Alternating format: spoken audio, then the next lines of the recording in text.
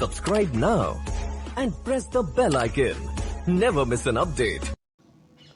नमस्कार दोस्तों, स्वागत है आप सभी का स्टडी विद भूषण के यूट्यूब चैनल पर। अगर आप शिक्षक भर्ती 2021 की तैयारी कर रहे हैं तो आज की वीडियो आपके लिए बहुत ही हेल्पफुल होने वाली है। आज हम लेकर आए हैं शिक्षण कौशल से 10 महत्वपूर्ण क्वेश्चन। शिक्षण कौशल से आपका 10 क्वेश्चन एग्ज़ाम में पूछा जाएगा जो आपका 10 नंबर का होगा। बाल मनोविज्ञान से भी 10 क्वेश्चन आता है आपके एग्जाम में। चलिए वीडियो को शुरू करते हैं। शिक्षण कौशल और बाल मनोविज्ञान की भाषा की प्रकृति तो सेम होती है, क्वेश्चनों की थोड़ा बहुत अंतर होता है। चलिए वीडियो को स्टार्ट करते हैं। ये रहा क्वेश्चन पहला आपके सामने।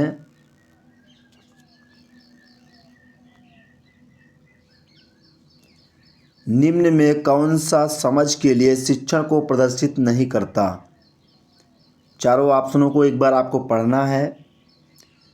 समानता और अंतर देखने और सादृश्यता स्थापित करने के लिए विद्यार्थियों की सहायता करना, विद्यार्थियों को एकांकी तथ्यों और प्रक्रियाओं के याद करने के योग्य बनाना, परिघटना या अवधारणा को अपने शब्दों में अभिव्यक्त करने के लिए विद्यार्थियों को कहना, नियम कैसे काम करता है इसे स्पष्ट करने हेतु उदाहरण उपलब्ध कराने के लिए विद्यार्थी को पढ़ाना।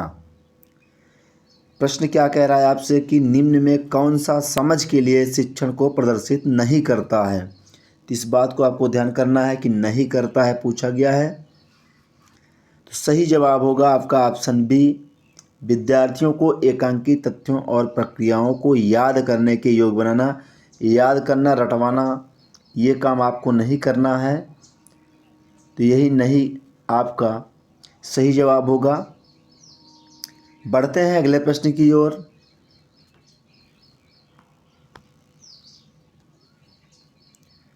निम्न में किस कथन को सीखने के लक्षण के रूप में नहीं माना जा सकता? व्यवहार का अध्ययन सीखना है।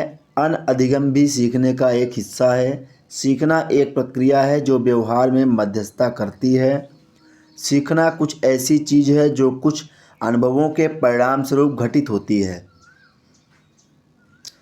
तो निम्न में से किस कथन को सीखने के लक्षण के रूप में नहीं माना जा सकता? यहाँ प्रश्न में इसको ध्यान देना है आपको प्रश्न को पढ़ते समय।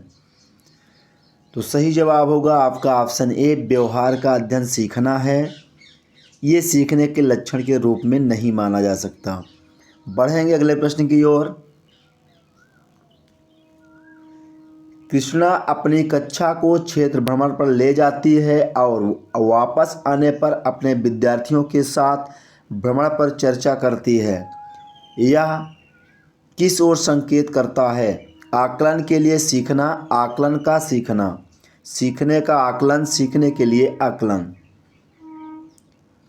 तो कृष्णा अपनी कक्षा को क्षेत्र भ्रमण पर ले जाती है और वापस आने पर अपने विद्यार्थियों के साथ भ्रमण पर चर्चा करती है। यह सीखने का आकलन की ओर संकेत करता है। इस प्रश्न का ऑप्शन सी सही जवाब है। बढ़ेंगे अगले प्रश्न की ओर।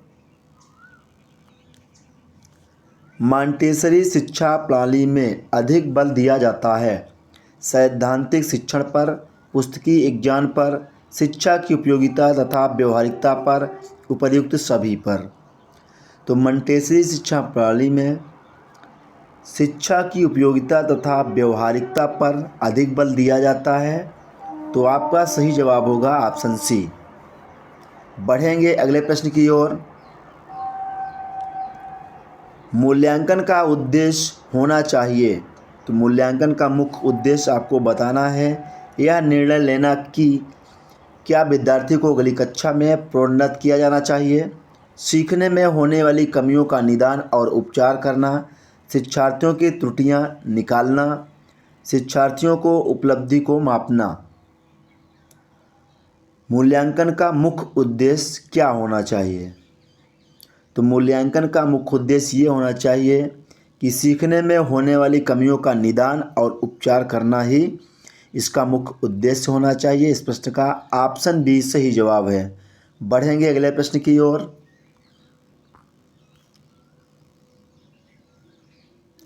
डाल्टन शिक्षण विधि का विकास किसने किया? फ्रोवेल, W.H. Kilpatrick, miss Helen Parkhurst, Dalton.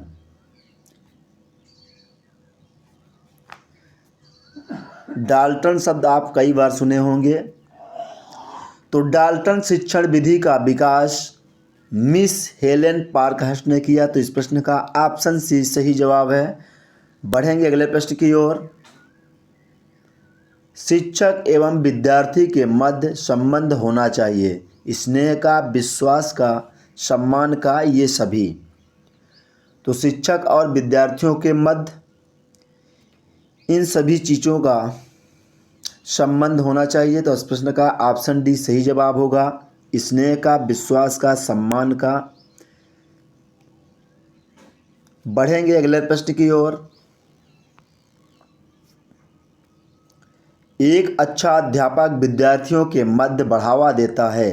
प्रतियोगिता की भावना को, सहयोग की भावना को, प्रतिद्वंदिता की भावना को, तटस्थता की भावना को।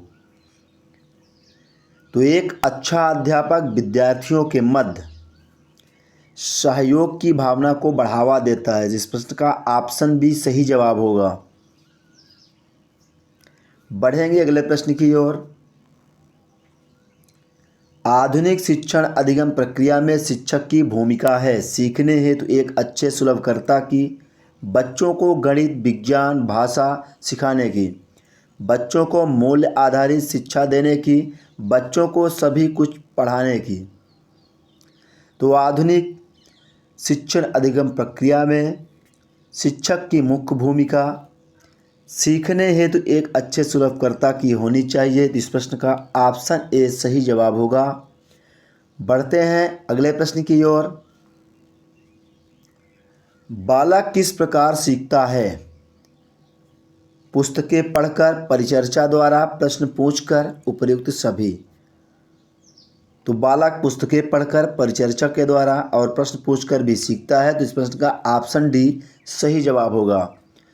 तो इस तरह हमने आपको 10 क्वेश्चन करवा दिए हैं। आशा करता हूँ क्वेश्चन आपको अच्छे लगे होंगे। अगर क्वेश्चन आपको अच्छे लगते हैं तो वीडियो को लाइक करें, अपने दोस्तों के साथ शेयर करें। अगर आप नए हैं, चैनल को पहली बार देख रहे हैं तो चैनल को सब्सक्राइब कर लें। साथ में बेल आइकन को दबाना ना भूलें, जिससे आपको हर एक नए वीडियो की नोटिफिकेशन सबसे पहले मिले।